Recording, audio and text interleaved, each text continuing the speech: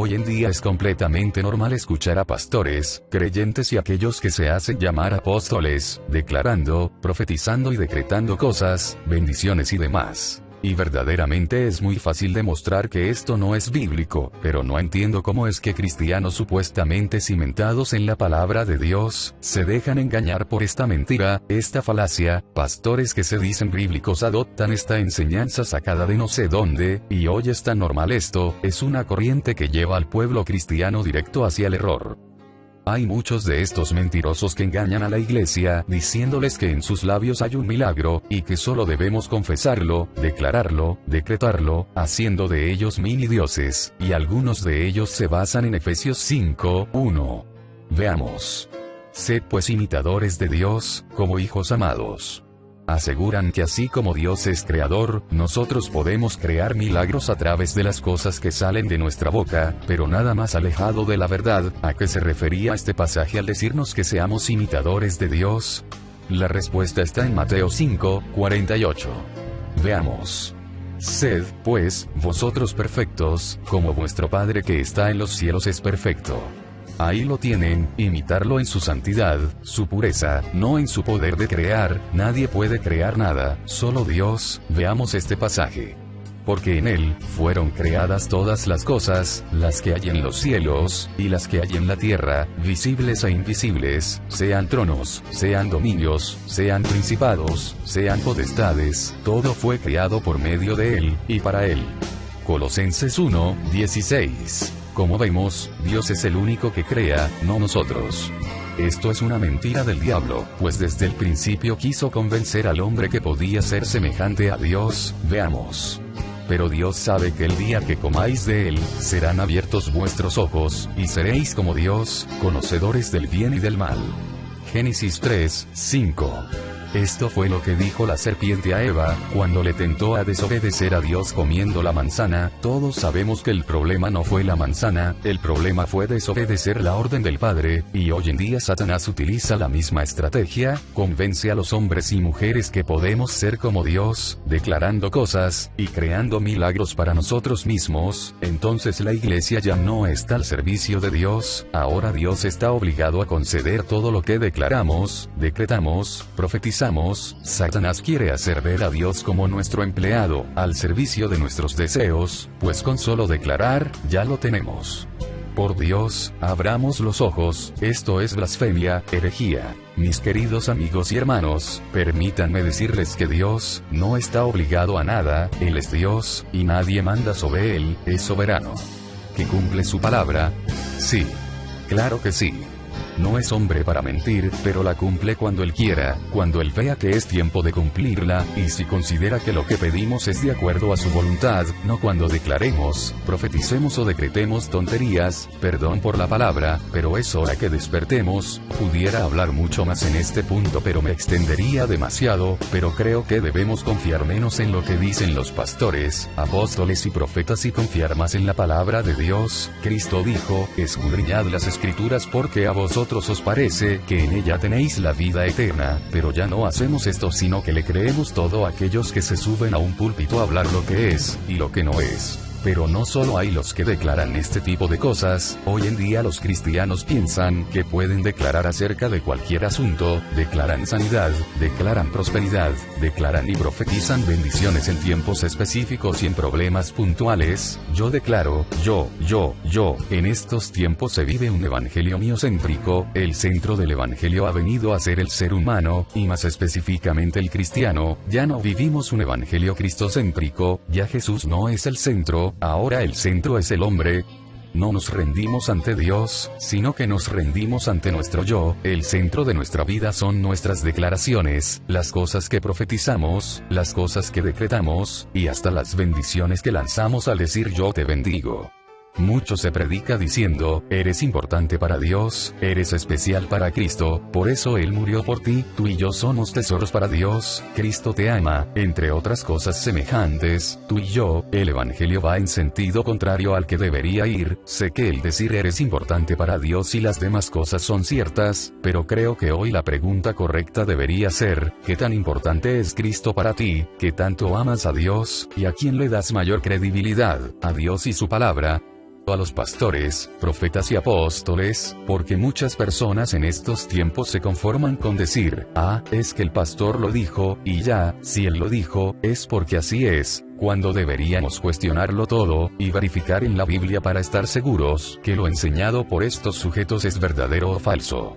Aclaro que no con esto quiero decir que nos rebelemos en contra de nuestras autoridades, simplemente digo que debemos estar seguros que las enseñanzas de nuestros pastores y demás, sean 100% bíblicas. Ahora veamos rápidamente algunos casos bíblicos, solo los mencionaré, y ustedes pueden leer y estudiarlos más detenidamente en sus casas.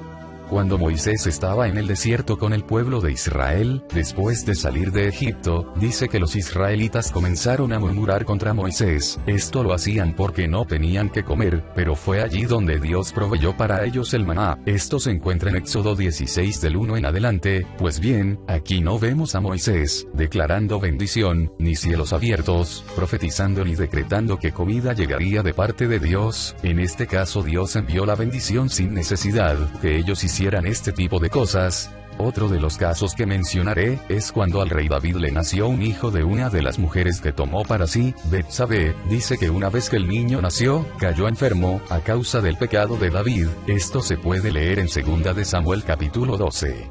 Una vez que el niño enfermó, en el versículo 16, leemos claramente que dice, David rogó a Dios por el niño, y ayunó. ¿Cómo?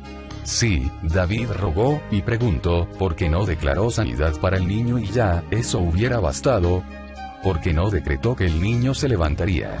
Porque no profetizó, bien podía hacerlo, ya que además de ser rey, era profeta, tenía toda la autoridad para hacerlo, pero no, rogó y esperó la voluntad de Dios, eso es lo correcto.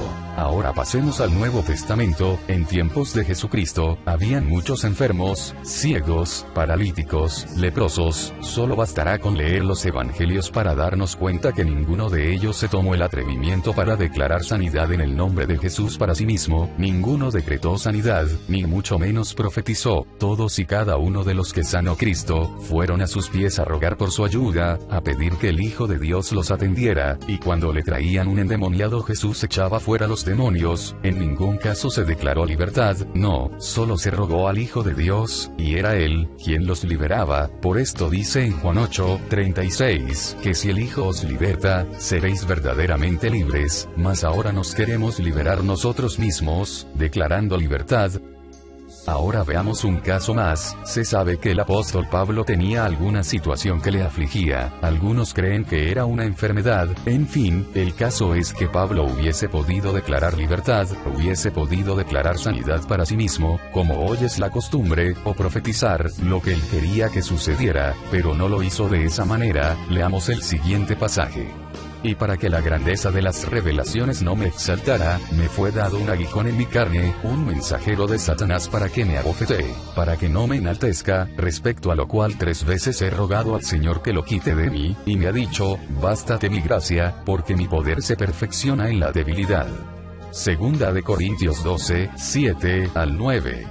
Creo que las explicaciones sobran. Es más que obvio que no se declara, se pide, no se decreta, se ruega, no se profetiza lo que quiero que suceda, se ora al Padre y se espera su voluntad, así como Pablo lo hizo. Dios no quiso quitar aquel aguijón de la vida del apóstol, pero aún así, Pablo esperó en Dios, hasta el día de su muerte. Veamos este pasaje.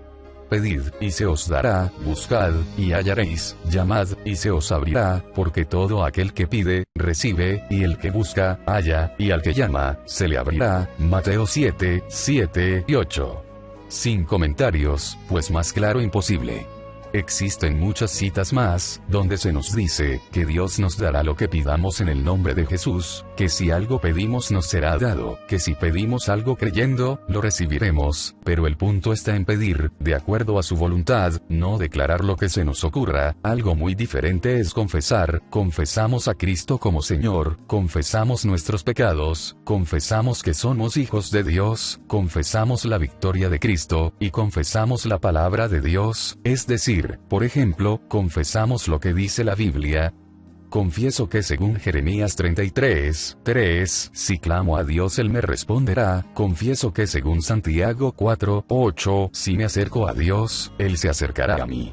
Cuando estamos pidiendo, podemos declarar la palabra: Señor, tu palabra dice que si oro con fe, tú me responderás. Tu palabra dice que no debo angustiarme porque tú suplirás todas mis necesidades.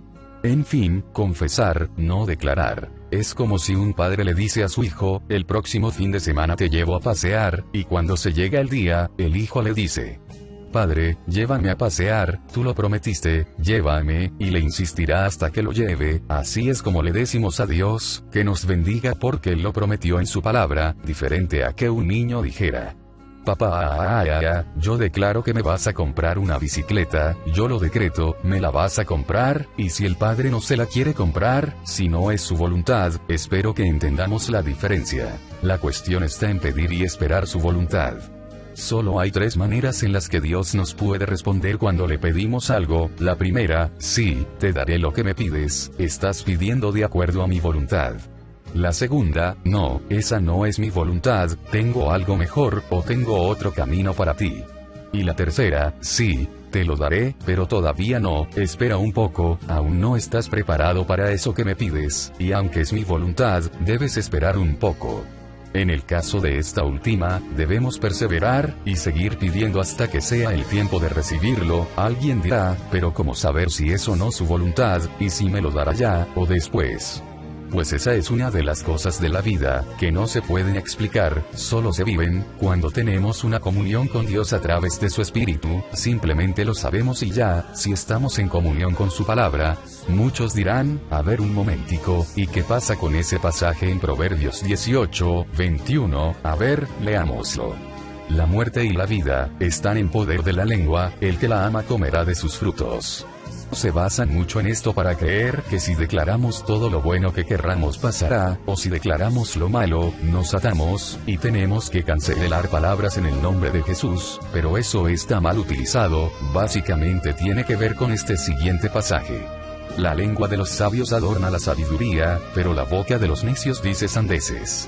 Proverbios 15:2. Hay hombres cuyas palabras son como golpes de espada, pero la lengua de los sabios es medicina. Proverbios 12:18. Es muy sencillo: los necios hablan tonterías, y siempre les irá mal, mas los sabios hablan lo bueno. ¿Y qué es lo bueno? Pues la palabra de Dios. Dios pone delante de nosotros el bien y el mal, y debemos escoger. Pone ante nuestros ojos la vida para que vivamos, o la muerte para que muramos. Somos nosotros quienes escogemos el camino a seguir. En Marcos 11:23, dice: de cierto os digo, que cualquiera que diga a este monte, quítate y arrójate al mar, y no duda en su corazón sino que cree que será hecho lo que dice, lo que diga le será hecho. Aquí se pueden apoyar y decir: ahí está, si lo declaro con fe, lo tengo, pero recuerden que no se puede hacer doctrina de un solo versículo, se debe leer el contexto, y no basarnos en uno solo. Ahora leamos el siguiente versículo. El 24. Por tanto os digo, que todo lo que pidáis orando, creed que lo recibiréis y os vendrá. He ahí la respuesta. La palabra por tanto, nos deja ver que este pasaje es una explicación del anterior, es pedir con fe. Al decir lo que diga le será hecho, es en realidad lo que pida con fe, se le concederá. Tiene que ver con lo que dice en Hebreos 11:1. Es, pues, la fe la certeza de lo que se espera, la convicción de lo que no se ve.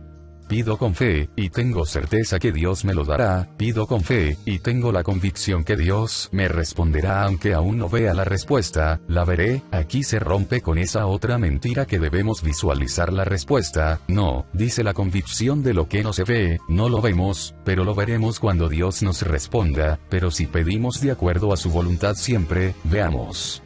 Si permanecéis en mí, y mis palabras permanecen en vosotros, pedid todo lo que queráis y os será hecho. Juan 15:7.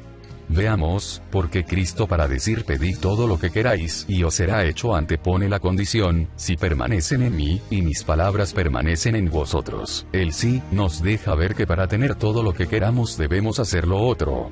Pues es muy sencillo. Dios sabe que una persona que permanece en Cristo, que tiene una comunión íntima con Él por el Espíritu Santo, y que además tiene dentro de sí sus palabras, solo podrá pedir cosas que vayan de acuerdo a su voluntad, cosas que le agraden a Dios. Entonces es allí donde Dios nos concederá todo lo que pidamos, porque caminaremos solo en su voluntad. Para terminar mencionaré rápidamente el tema de Yo te bendigo. Si pregunto dónde está en la Biblia esto, seguro habrán muchas evidencias. En realidad sí existen pasajes mayormente en el Antiguo Testamento, donde se cuenta que unos bendecían a otros, más que todo, los sacerdotes, pues alguien dirá, Dios nos ha constituido en reyes y sacerdotes, y sí, es cierto, para esto debería ser un nuevo video. Por ahora solo diré que esto tiene que ver más con el siguiente versículo. Y si un hermano o una hermana están desnudos y tienen necesidad del mantenimiento de cada día, y si alguno de vosotros les dice, id en paz, calentaos y saciaos, pero no les dais las cosas que son necesarias para el cuerpo, ¿de qué aprovechará? Santiago 2, 15 y 16. Hoy en día se usa el término yo te bendigo a la ligera, te bendigo por aquí, te bendigo por allá, pero creo que deberíamos bendecir menos de palabras y más con hechos, comprometernos a bendecir a otros. ¿De qué le sirve a una persona en necesidad un yo te bendigo, si en realidad no le estás bendiciendo para suplir su necesidad? Sé que pensarán, bueno, que lo bendiga Dios, yo no tengo, es verdad, entonces no usemos el término te bendigo, si no lo vamos a hacer con hechos, pero también alguien dijo con mucha verdad, no damos porque tenemos porque damos, es diferente. ¿Y qué tal si Dios quiere bendecir a una persona usándote a ti o a mí, impulsándonos a que demos de lo que tenemos? Así que si vamos a bendecir con palabras, respaldemos con hechos también. Por otro lado, Jesús mandó a bendecir a nuestros enemigos, a bendecir a los que nos hagan mal. Esto se entiende como desear el bien, pero también se refiere a orar por ellos, así que también digo, si no podemos dar a alguien, pues entonces, bendigamos orando por esas personas, y no tan solo un yo te bendigo vacío y sin nada en sí mismo. Y bueno, espero haberme hecho entender, compártanlo si les es posible, hasta la próxima.